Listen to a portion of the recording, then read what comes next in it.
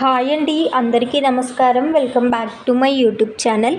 ఈరోజు మన వీడియోలో వచ్చేసి జీడిఎస్ రిక్రూట్మెంట్ ప్రాసెస్లో భాగంగా జరిగే పోలీస్ వెరిఫికేషన్ గురించి, అలాగే పోలీస్ వెరిఫికేషన్ రిపోర్ట్ అంటే ఏంటి, పోలీస్ వెరిఫికేషన్ ఎప్పుడు చేస్తారు, ఎన్ని రోజులకు పోలీసులు మన ఇంటికి వస్తారు అన్న కంప్లీట్ డీటెయిల్స్ అయితే ఈ వీడియోలో ఎక్స్ప్లెయిన్ చేస్తాను. సో వీడియోని ఎక్కడా స్కిప్ చేయకుండా చివరి వరకు చూడండి. వీడియో నచ్చితే తప్పకుండా లైక్ చేయండి.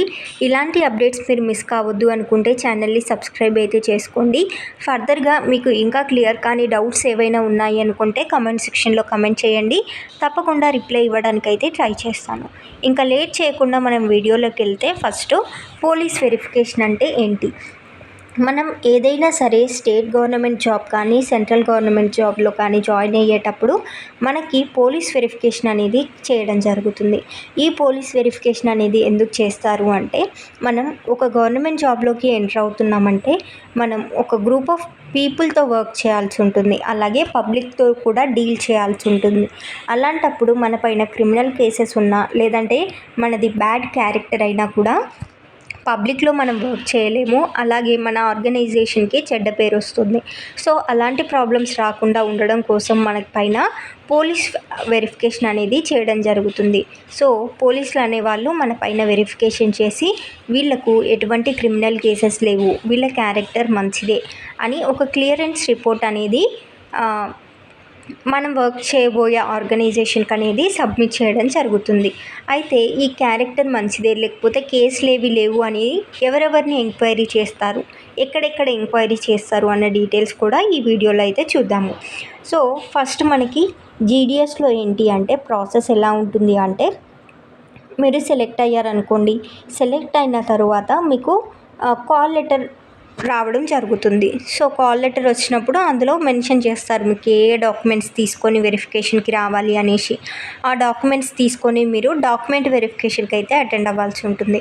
డాక్యుమెంట్ వెరిఫికేషన్ కంప్లీట్ అయిన తర్వాత ఒరిజినల్ డాక్యుమెంట్స్ వాళ్ళు తీసుకున్న తర్వాత మీకు ఒక ఫామ్ ఇవ్వడం జరుగుతుంది. దాన్నే అటెస్టేషన్ ఫామ్ అనేసి అంటారు. అటెస్టేషన్ ఫామ్లో దాదాపు 12 నుండి 13 పేజెస్ వరకు ఉంటాయి. అందులో ఏంటి అంటే మనకి మెడికల్ రిపోర్ట్ ఉంటుంది, క్యారెక్టర్ సర్టిఫికేట్, ఎవరైనా ఇద్దరు గెస్టెడ్ ఆఫీసర్స్ నుండి క్యారెక్టర్ సర్టిఫికేట్ తీసుకురమ్మంటారు.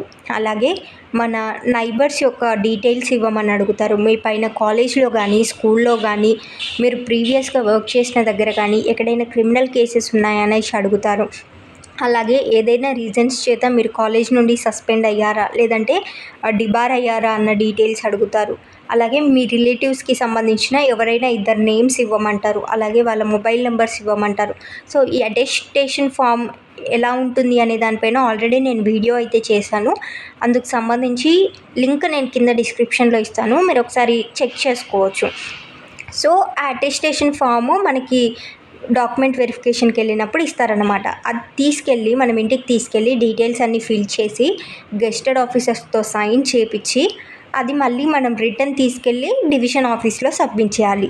మనం డివిజన్ ఆఫీస్లో సబ్మిట్ చేసిన తర్వాత వాళ్ళు ఏం చేస్తారంటే మన ఎడ్యుకేషనల్ డాక్యుమెంట్స్ అన్నీ వెరిఫై చేయడం కోసం ఎడ్యుకేషన్ డిపార్ట్మెంట్ వాళ్ళకి పంపించేస్తారు.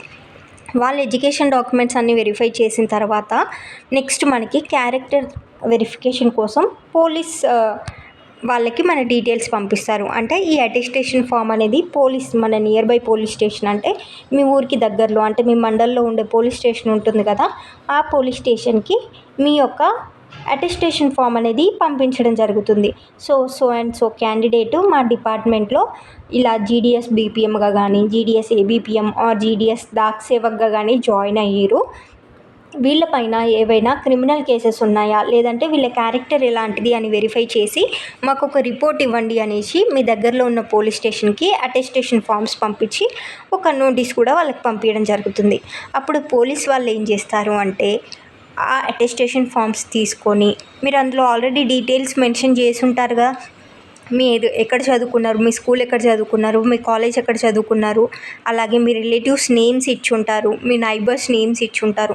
సో వీళ్ళు ఏం చేస్తారంటే మీ రిలేటివ్స్ దగ్గరికి, మీ నైబర్స్ దగ్గరికి, అలాగే ఒక్కొక్కసారి మీ ఇంటికి, ఖచ్చితంగా మీ ఇంటికి అయితే వస్తారు, వచ్చి వెరిఫై చేస్తారు. సో ఏమైనా క్రిమినల్ కేసెస్ ఉన్నాయా పలానా అబ్బాయి పైన, లేదంటే పలానా అమ్మాయి పైన, క్యారెక్టర్ మంచిదేనా, ఊళ్ళో ఎలా ఉంటుంది, సో అలాంటి డీటెయిల్స్ అన్నీ ఊర్లో వాళ్ళని అడిగి తెలుసుకుంటారు. అలాగే సేమ్ డీటెయిల్స్ మీ చుట్టాలని అడిగి తెలుసుకుంటారు. అలాగే మీరు ఇద్దరు గెస్టెడ్ ఆఫీసర్స్తో సైన్ చేయించుకొని వెళ్తారు కదా, సో వీళ్ళందరినీ వెరిఫై చేసిన తర్వాత మీ పైన ఎటువంటి కేసెస్ లేకుండా మీరు మంచి వాళ్ళు అని అందరు చెప్తే పోలీస్ వాళ్ళు కూడా ఓకే, వీళ్ళకి ఎటువంటి ఇబ్బంది లేదు, వీళ్ళు జాబ్ చేయడానికి, వీళ్ళ క్యారెక్టర్ మంచిదే, వీళ్ళు మంచి పర్సన్ అనేసి ఒక క్లియరెన్స్ రిపోర్ట్ అనేది ఇవ్వడం జరుగుతుంది. సో ఆ క్లియరెన్స్ రిపోర్ట్ అనేది మీకు మీ పేరు మీద జీడిఎస్ వాళ్ళకి, అంటే డివిజన్ ఆఫీస్లో వీళ్ళు సబ్మిట్ చేయడం జరుగుతుంది. సో ఈ వెరిఫికేషన్ ఎప్పుడు జరుగుతుంది అంటే మీరు జాబ్లో జాయిన్ అయిన వెంటనే అటెస్టేషన్ ఫామ్స్ ఇస్తారు కదా, ఇచ్చిన రోజు నుండి 6 months లోపు జరగవచ్చు. మ్యాక్సిమం 6 months లోపు అయితే జరుగుతాయి. బట్ ప్రజెంట్ ఏంటి అంటే జీడిఎస్లో కొంచెం ప్రాసెస్ అనేది స్లో ఉంది. ఈవెన్ 1 year తర్వాత అలా వస్తున్నారు పోలీసులు. సో అది ఏదైనా మీ డివిజన్ని బట్టి ఉంటుంది. కొన్ని డివిజన్లో ఈ ప్రాసెస్ చాలా తొందరగా జరిగిపోతుంది, కొన్ని డివిజన్స్లో చాలా స్లోగా అయితే జరుగుతుంది. సో మ్యాక్సిమం మనకి 6 months నుంచి 1 year లోపు, అంటే మీరు జాబ్లో జాయిన్ అయిన 6 months నుంచి 1 year లోపు ఈ పోలీస్ వెరిఫికేషన్ అయితే కండక్ట్ చేయడం జరుగుతుంది. సో ఈ పోలీస్ వెరిఫికేషన్ వల్ల ఇంకొక యూస్ కూడా ఉంది. అదేంటి అంటే మీరు వన్స్ జీడిఎస్గా జాయిన్ అయిన తర్వాత మీరు వేరే లొకేషన్కి ట్రాన్స్ఫర్ పెట్టుకోవాలి అనుకుంటే ఖచ్చితంగా ఈ పోలీస్ వెరిఫికేషన్ రిపోర్ట్ అనేది ఉండాలి. సో మీ పీవీఆర్ కంప్లీట్ అయితేనే మీకు ట్రాన్స్ఫర్ అనేది యాక్సెప్ట్ చేయడం జరుగుతుంది. లేదంటే మీ ట్రాన్స్ఫర్ మీరు ఎన్నిసార్లు అప్లై చేసుకున్నా సరే రిజెక్ట్ చేయడం జరుగుతుంది. అయితే ఇక్కడ అందరివి ట్రాన్స్ఫర్స్ రిజెక్ట్ చేయరు, కొంతమందివి రిజెక్ట్ చేస్తుంటారు, కొంతమందివి రిజెక్ట్ చేయరు. ఏ కేసెస్లో అంటే ఇన్ కేస్ మీరు ప్రజెంట్ వర్క్ చేస్తున్న వర్క్ లొకేషన్ మీరు ట్రాన్స్ఫర్ చేసుకోవాలి అనుకుంటున్న లొకేషన్, అంటే మీరు ఎక్కడికైతే ట్రాన్స్ఫర్ పెట్టుకోవాలనుకుంటున్నారో ఆ 2 ప్లేసెస్ అనేవి ఒకే డివిజన్ కిందకు వచ్చాయనుకోండి, అప్పుడు ఎప్పుడైనా సరే ఆ డివిజన్ వాళ్ళే కదా వెరిఫికేషన్ చేయాల్సింది. సో అలాంటి కేసెస్లో మీ పీవీఆర్ కంప్లీట్ అవ్వకుండా కూడా ట్రాన్స్ఫర్ జరిగే ఛాన్సెస్ ఉన్నాయి. అలా కాకుండా ఫర్ ఎగ్జాంపుల్ మీరు ఒక స్టేట్లో అప్లై చేసుకున్నారు, ఇంకో స్టేట్కి వెళ్ళాలనుకుంటున్నారు, అప్పుడు ఖచ్చితంగా పీవీఆర్ కంప్లీట్ అవ్వాలి.